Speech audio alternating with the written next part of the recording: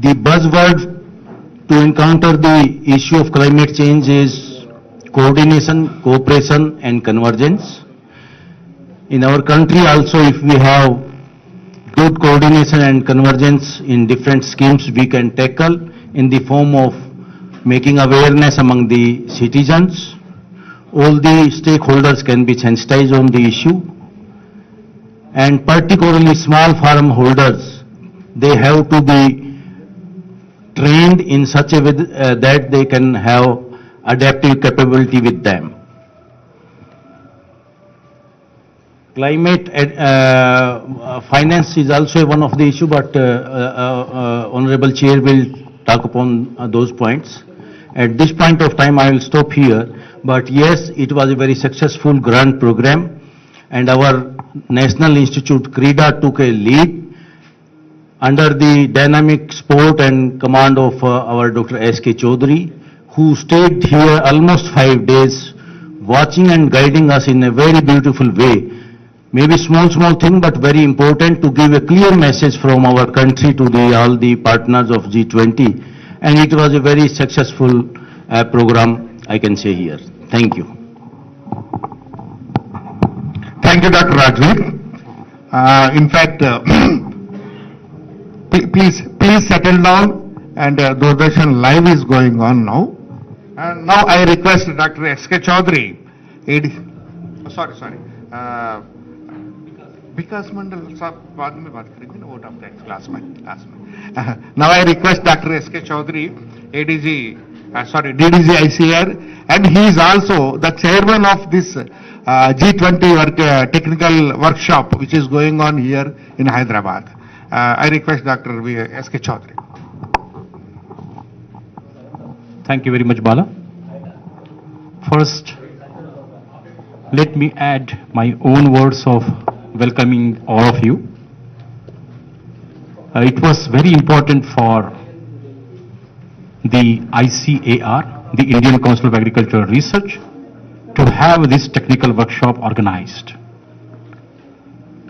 I'm very happy to announce that when the MAX meeting of G20, MAX stands for Meeting of Agricultural Chief Scientists. It happened in Varanasi in India.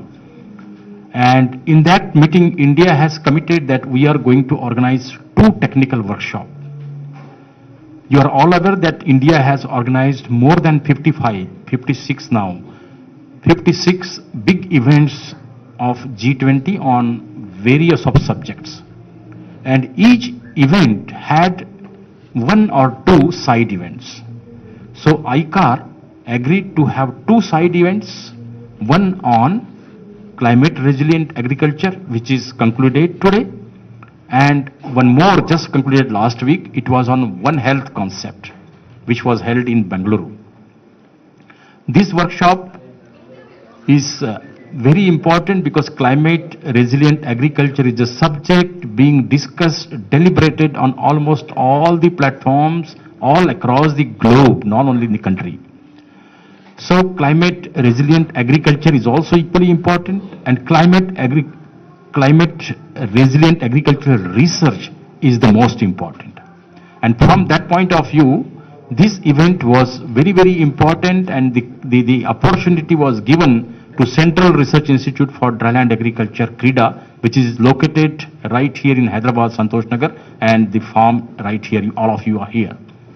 So as my colleague has said, the participants from G20 countries were there. Besides, we invited some of our friendly countries to participate in this. So in that list, Mauritius and Oman, they have given a positive response and they are present in this meeting. The meeting was successful, certainly.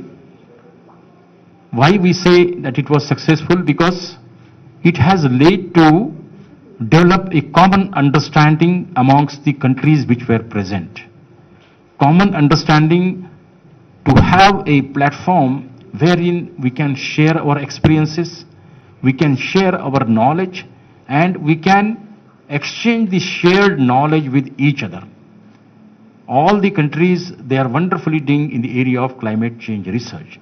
But I'm very happy to inform you that India is one of the leading countries across the globe which have invested heavily in climate change research, and also our technology of climate resilient agriculture. Our technologies are very robust, very strong.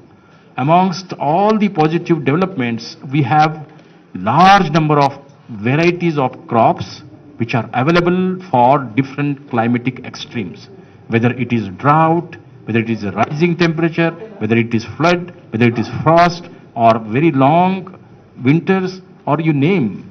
Even during the cyclones and extreme weather conditions, we have some contingency measures to adopt. India's climate change research started roughly 2 decades back.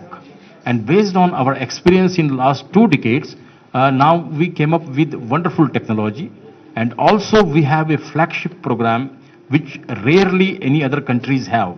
And that flagship program is called National Innovations in Climate Resilient Agriculture. That is being led by this institute. And this institute has paved a path, and it is showing a way forward to the whole world that how climate change research will help in adaptation and co-benefits towards mitigation.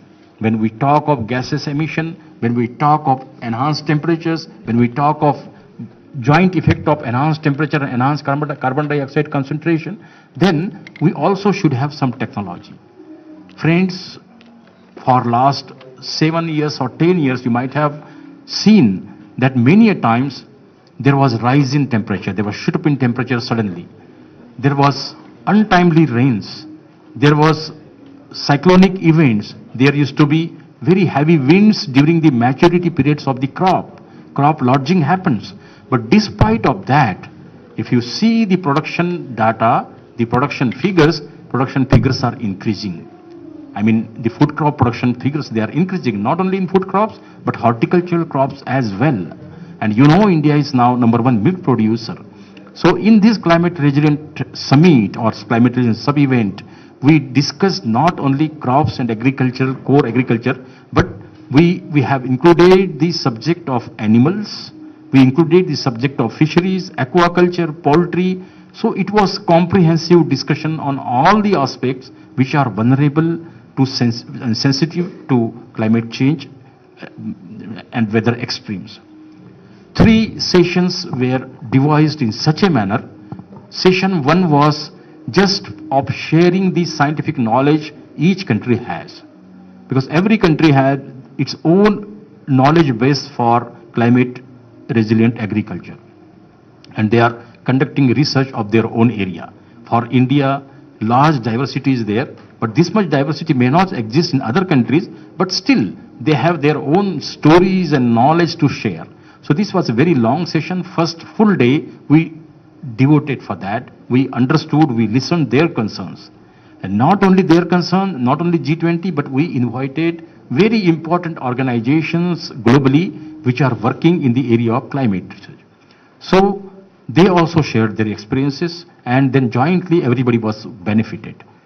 Then we went to the next session where we just strived hard to understand how best we can upscale the technologies which are available. For example, the people in India, our farmers, rural people, they have their own ways of understanding of this climate. It's not first time we are introducing climate change research in this country. So how to take advantage of their traditional knowledge, how to blend that traditional knowledge with the modern tools and techniques and modern knowledge, and come up with better technology capsules and enter into a transfer chain or technology transfer chain and disseminate the technology at the highest level. So models of bottom-up approach, models of top-down approach, both with upscaling and downscaling, how best we can help nations to upscale their technology. So this we discussed, and a lot of discussion took place and good recommendations emerged. And then third part, most of the countries, they have some policies for climate change research and to adapt the climate change situation without compromising the agricultural productivity, including livestock and fisheries. So what policies will help?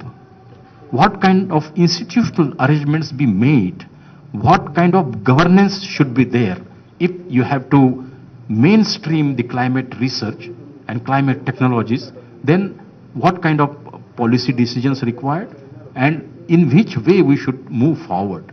And if you have to move collectively, what should be the collective wisdom and in which direction we should go. Therefore, all these aspects were discussed in depths and dimensions. But the most important point, which I would like to share with you, that all the countries, they agreed and they want to have a common platform on which we can regularly share our climate experiences. This will not only help India, but also help other countries. For example, one example is just neighboring countries, if some disease emerges. So how and in which direction that disease will spread? What kind of surveillance system we should have? That disease is affecting only to animals or only to birds or animal and birds together or in human being also, so that we can immediately take the precautionary measures. So these kind of things will happen. Similarly, meteorological understanding, the meteorological data, you must be agree with me that if you look back 1 decade back, meteorological forecast, people used to laugh. When there is a forecast of rain, rain will not be there. When there is no forecast of rain, then rain will definitely happen. So we used to laugh and we used to crack the jokes. But now, just see, if you see weather report and the short range forecasts are made very, very accurately. So a lot of modifications have taken place, simulation modeling, and also some scientific developments have taken place in forecasting the rains or even other extreme events of weather and climate. So these are the positive things happening. And some countries where economy is completely dependent on agriculture, but some countries economy may not depend on agriculture, they may not assign the equal importance what India is assigning. But this provides G20 kind of this kind of event, particularly on technical aspect. Exclusively technical aspect was discussed here. We did not discuss any other political or any other condition. Our discussion was limited only to technical happenings and scientific developments in the area of climate resilient agriculture, including livestock and fisheries. So we discussed field crops, we discussed horticultural crops, we discussed livestock, we discussed poultry, we discussed fisheries, we discussed aquaculture as a whole. So whether it's marine fisheries, inland fisheries, brackish water or fresh water or cold water, whatever it is. So a lot of discussions took place, and our recommendations are in the process of, draft recommendations are ready, but again we are sharing with our counterparts in different countries. They will further give their input and we will refine our recommendations. These recommendations we are trying to provide to the main event which is happening in the next week right there in Delhi. So this recommendation will be of great use, and all the countries, all the G20 countries, they will be benefited from this event.